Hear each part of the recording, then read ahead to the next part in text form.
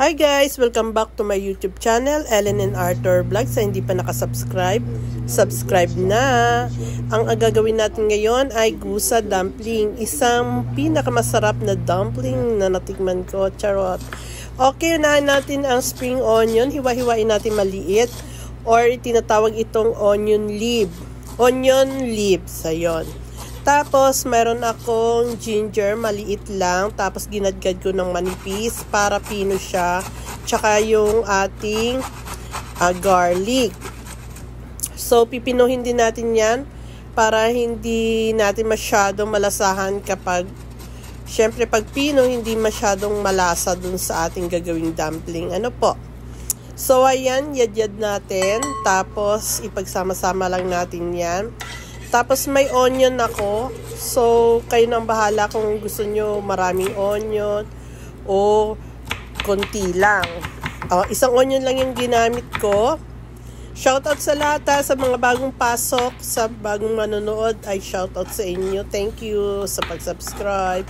Cabbage. Ayan. Hiniwa ko rin na maliliit yung cabbage.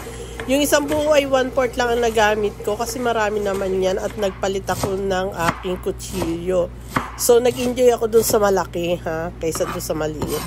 So, ito naman yung ating carrots. Binalatan ko yan. Tapos, ayan, para mabilis ay niyadyad ko na rin yan sa yadyaran, tamadatis. Hindi ko na hiniwa. Yadyad lang. Tapos, yung hipon ko ay katamtaman. So, isang balot yan. Then, tinanggal ko yung likod kasi yan yung marumi. Para pag kumain tayo, mag-i-enjoy tayo. Wala yung buhangin na effect kapag tayo kumakain. So, ayoko nang nararamdaman yung buhangin effect na yan sa likod ng hipon. Kaya tinatanggal ko yan. Salt and black pepper to taste. Bahala na kayo kung anong gusto nyo i-add pa dyan. Magic sarap, optional. Soy sauce, konti lang para hindi umalat. Tapos sesame oil. Yung sesame oil ko nga pala, wala akong sesame oil. So, nagprito ako ng sesame sa olive oil. So, yun ang naging sesame oil ko. Tapos isang itlog, medium yon. Ayan na nga, pinagsama-sama ko na yan at binalot ng buong tiyaga. So,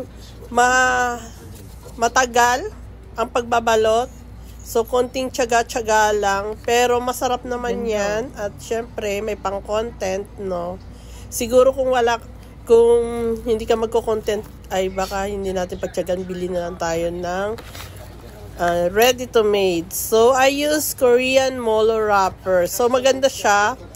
Ayos naman. Pero, nung nilagay ko sa noodles, ay natunaw. Pwede kasi sa noodles yan, Tapos, gustong-gusto ko yan sa noodles din.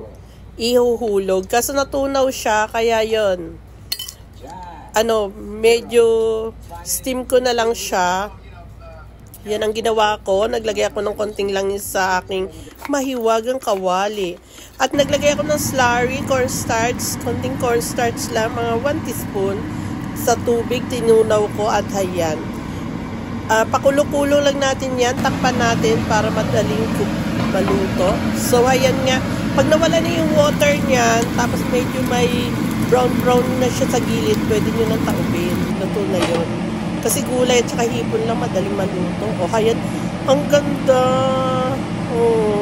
Tapos ang sarapan niya. So, ayan. Mayroon akong toyo. Japanese yung toyo ko. Doon yan, libre yan sa sushi ng aking kapitbahay. So, ayan. Yan ang ipinaris ko na dyan. Ang sarap. Talagang masarap. Promise. Try nyo. Thank you for watching.